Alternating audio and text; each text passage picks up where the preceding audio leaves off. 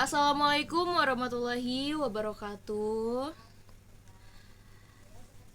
Yang terhormat Ibu dosen selaku mata kuliah saat ini, kemudian teman-teman saya semua. Jadi di sini kami dari kelompok 5 ingin mempresentasikan tentang manajemen konflik dalam kepemimpinan organisasi.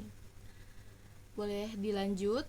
Kemudian anggota nama kelompok kami diantaranya yang pertama saya sendiri Suci Dirahayu dengan NIM 44221036. Kemudian ada Alvina Dian Khairunisa dengan NIM 44221049. Dinar Permatasari dengan NIM 44221484 dan juga Intan Sri Mulyani dengan NIM 44220785. Silakan dilanjut lagi. Jadi untuk yang pertama di sini saya akan menjelaskan tentang latar belakang. Jadi latar belakang konflik dalam organisasi ini tidak bisa dihindari karena perbedaan kepentingan, nilai, dan gaya komunikasi. Kemudian manajemen konflik ini diperlukan untuk menciptakan lingkungan kerja harmonis dan juga inovatif. Dan di sini pemimpin juga berperan penting dalam mengelola konflik agar menjadi kekuatan positif yang mendorong inovasi dan juga efektivitas organisasi. Silakan dilanjut. Kemudian di sini ada rumusan masalahnya. Untuk yang pertama ini, apa itu manajemen konflik dalam kepemimpinan? Yang kedua, apa penyebab konflik dalam konteks pemimpinan? Yang tiga ini, strategi apa yang efektif untuk pemimpin dalam menyelesaikan konflik? Kemudian setelah rumusan masalah, di sini juga ada tujuannya. Untuk yang pertama, menjelaskan konsep manajemen konflik dalam kepemimpinan.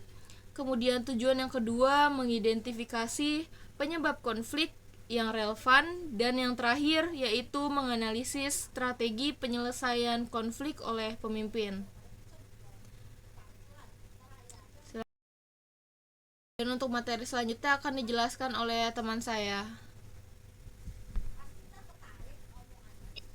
Oke, untuk pengertian konflik sendiri, di sini kami menggunakan dua definisi utama terkait konflik, yaitu menurut Roberts. Konflik adalah proses yang muncul saat seseorang merasa kepentingannya dipengaruhi atau terancam oleh pihak lain.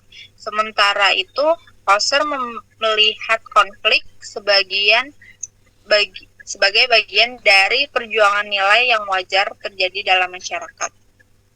Pengertian kepemimpinan kami mengambil dari Yuko 2010 menjelaskan bahwa pemimpin tidak hanya mengarahkan tetapi juga mempengaruhi orang lain agar memahami tujuan bersama dan bekerja secara efektif dalam konteks konflik. Pemimpin harus mampu menjadi penengah, pendengar aktif, dan penyelesai masalah. Oke, sumber konflik.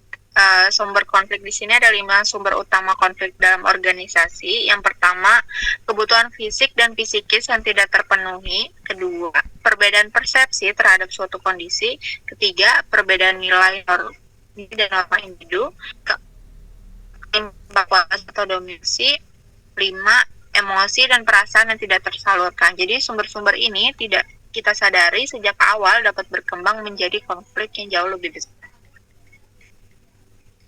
Untuk slide selanjutnya akan dijelaskan oleh teman saya. Oke, baik, selanjutnya ada transformasional, mendorong visi bersama, menginspirasi tim, efektif dalam meredam konflik. Kemudian yang kedua ada transaksional, fokus pada imbal balik dan struktur, cocok untuk kesepakatan fungsional. Kemudian yang ketiga ada kontingensi, yaitu efektivitas bergantung pada situasi konflik yang dihadapi. Selanjutnya ada jenis konflik. Yang pertama ada intrapersonal, yaitu dalam diri sendiri. Kemudian ada interpersonal antar individu, intragrup dalam kelompok, intergrup antar kelompok, dan organisasional konflik sistem.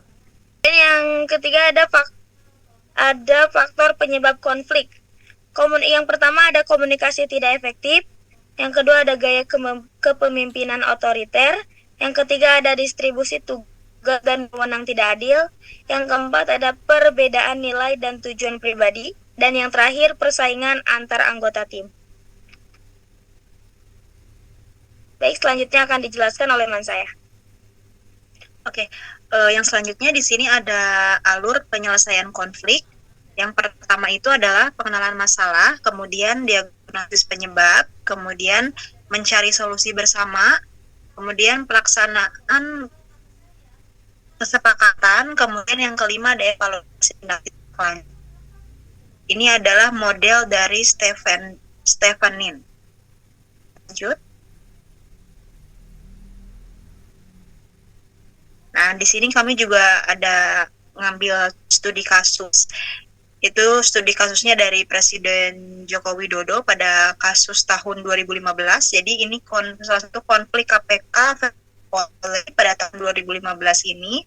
Jadi langkah yang diambil oleh Bapak Joko Widodo ini pada saat itu adalah yang pertama bertemu pemimpin kedua lembaga secara terpisah, kemudian yang kedua mengambil sikap netral dan transparan, kemudian yang ketiga menunjuk tim independen untuk rekomendasi penyelesaian, kemudian yang terakhir itu ada mendapatkan hasil konflik mereda, kemudian kepercayaan publik tetap terjaga, seperti itu. Itu adalah contoh kasus yang kita ambil pada kasus konflik KPK versus Polri pada tahun 2015. Lanjut.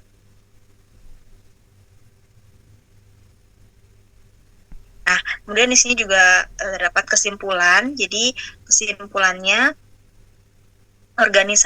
konflik dalam organisasi dapat menjadi peluang jika dikelola secara tepat. Pemimpin yang bijak mampu mengubah konflik menjadi kekuatan positif melalui komunikasi terbuka, keputusan yang adil, dan strategi yang kolaboratif untuk menjaga stabilitas dan meningkatkan kinerja tim.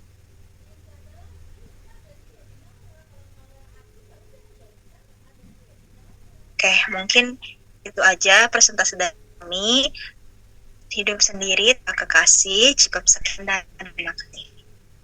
Jadi sekian presentasi kelompok kami, kelompok 5 dari kelas 6J. Mohon maaf jika ada kesalahan kata. Cukup sekian. Billahi taufiq wal hidayah. Wassalamualaikum warahmatullahi wabarakatuh.